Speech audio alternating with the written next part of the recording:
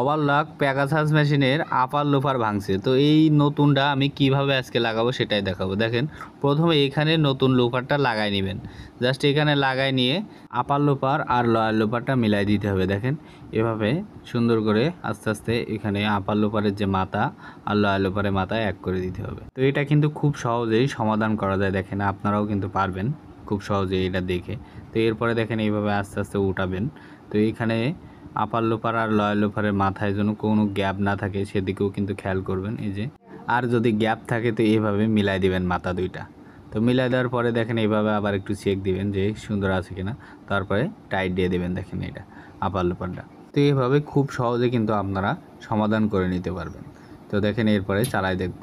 দেখেন কত সুন্দর হয়েছে। তো ভিডিও ভালো লাগলে অবশ্যই একটা শেয়ার করে দিয়ে নাও, ফলো দিয়ে পাশে থাকেন। ধন্যবাদ সবাইকে।